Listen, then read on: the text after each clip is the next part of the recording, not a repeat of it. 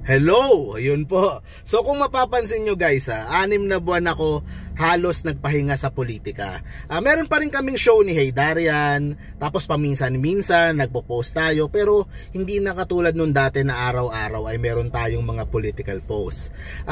Sa totoo lang, na-burnout ako. 'Di ba? Kasi ang tagal, how many years political vlogger ako. O tapos hindi tayo pinalad nung huling eleksyon sa presidential elections. Tapos sumuporta tayo sa administrasyon para ipakita na gusto naman natin na mag-succeed yung Pilipinas kahit sino ang namumuno.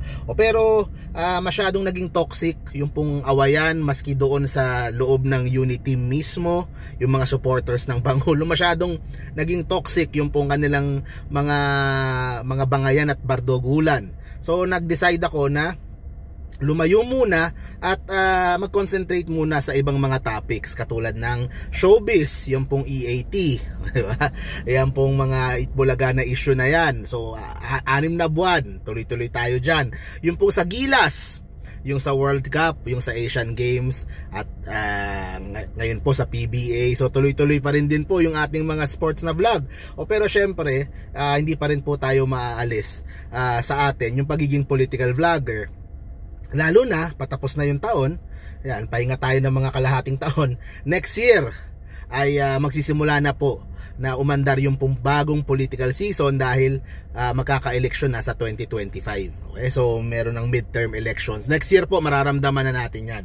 So unti-unti ako po ay babalik na at maging active na po ulit. At gusto ko lang simulan with a simple announcement o pronouncement sa 4 na aking isusulong, ikakampanya at ipupush na sana po ay tumakbo bilang senador. Masyado pang maaga, pero sila po ang aking isusupport, i-cheer, ibabalita, ide-defend. Okay, so sila pong 4 ang unang parte ng aking initial list ng mga gusto kong tumakbo bilang senador sa 2025 midterms. Okay? Number 1, of course, hindi po mawawala si Isko Moreno. Nagsimula ako, political vlogger, kay Vico at kay Isko. Tuloy-tuloy po ako, naging loyal ako kay Isko hanggang matapos yung 2022 elections. Hanggang ngayon ako po ay loyal sa Asenso Manileño, sa mga lahat po ng mga local na elected officials diyan sa Maynila. Dala-dala pa rin po natin, and of course yung pong vision ni Isko, yung kanyang leadership style, yung pong kanyang gustong mangyari sa politika sa ating bansa. Yung basic needs ng mga tao, housing, health, yung pong mga peace and order, at yung edukasyon. Ayan po, kitang-kita po yan sa Maynila. Kasi yung mga sinimulan niyang project, ngayon po matatapos, ire-report po natin yan. And naniniwala ako na marami pa siyang magagawa. Diba? Ngayon po, nag-i-enjoy siya sa showbiz. Diba? Although magkaiba kami ng noontime show. Pero nag-i-enjoy siya sa showbiz. Full support naman ako sa kanyang Discovery Night at yung mga ibang shows pa niya sa GMA. Pero naniniwala ako na kailangan pa rin natin ng isang Isko Moreno sa politika at sa Senado. Marami po siyang magagawa dyan to push yung mga nasimulan niya bilang mayor, yung nakita niya na mga kailangan po ng pagbabago sa gobyerno. Kailangan po natin ng isang Isko Moreno dyan sa Senado. Number 1 yun sa akin. Okay, pangalawa, si Doc Willie Ong. Okay, nakasama ko bilang vice presidential candidate. Siya yung dinala ko bilang VP last elections. Hindi tayo pinalad, pero I think 2025 is the time for him to become senator. Hinog na itong si Doc Willie Ong. Kailangan natin ng mga katulad niya who will focus on healthcare, mental health, ayusin yung sistema ng ating health sa bansa. Napakaraming kailangan gawin. Kailangan natin ng isang mahusay na doktor at mapagkakatiwalaan ng tao. Si Doc Willie Ong walang kahit anong bahid, ng kahit ano, hindi talaga politiko. Napaka sincero at kumbaga wala kang maibabato na kahit ano dito kay Doc Willie Ong. Kailangan natin ng mga ganyan sa Senado. So definitely Doc Willie Ong I will be pushing para sa 2025 senatorial elections. Okay? Pangatlo, si Tito Sen. Okay? So yun nga, nakwento ko nga, 6 months EAT, nagko-cover tayo, mas nakilala ko siya. Okay, mas nakilala ko siya throughout the process nung pag vlog ko about sa EAT. And syempre dati pa lang alam ko na yung mga magaganda niyang nagawa, yung mga batas niya tungkol sa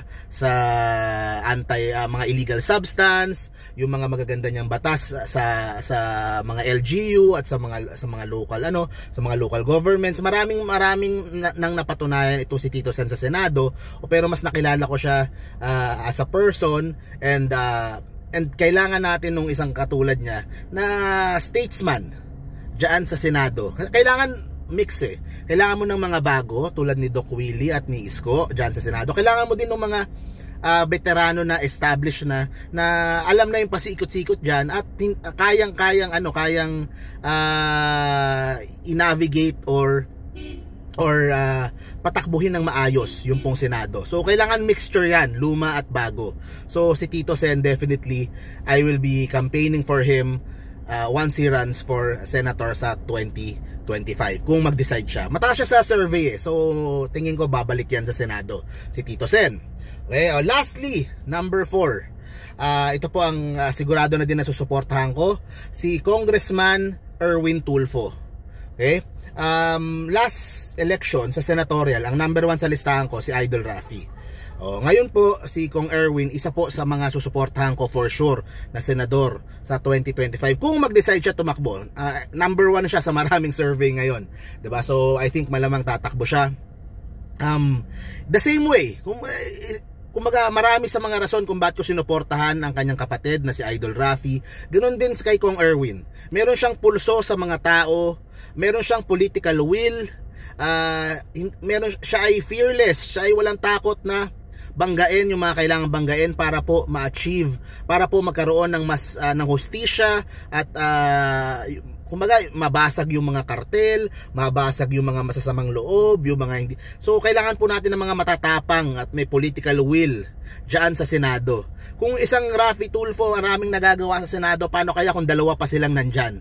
'Di ba? Talagang masaya, kagulo yan dahil yung mga umaabuso sa atin, meron na namang makakabangga dito kay Kong Erwin Tulfo. At ang ganda ng ginagawa ni Kong Erwin din. And of course, suportado niya ang pamahalaan ngayon ng admin. So ang dami niyang natutulungan, ang dami niyang nagagawa para po sa ikabubuti ng bansa.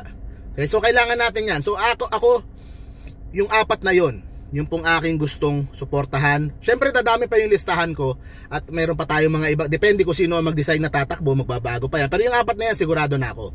Okay, Yorme, Doc Willie, si Erwin Tulfo, Congressman, and si Tito Sen. So ayun guys, thank you very much po. Models of Manila TV. Ayan, tagal akong hindi naging active dito. Naging active ako doon sa ibang channel natin, pero yun na nga, ako namimiss ko na yung lumabas, mangampanya, to meet new people, makita yung problema ng bansa. Gusto natin makatulong, gusto natin ng mas magandang Pilipinas, and hindi natin makukuha yan, hindi yan mapeperfecto natin, pero we need to always try to move towards sa right direction para sa bansa natin. So yun guys, thank you very much po. See you po sa next video. Stay safe parati guys. God first. Bye bye.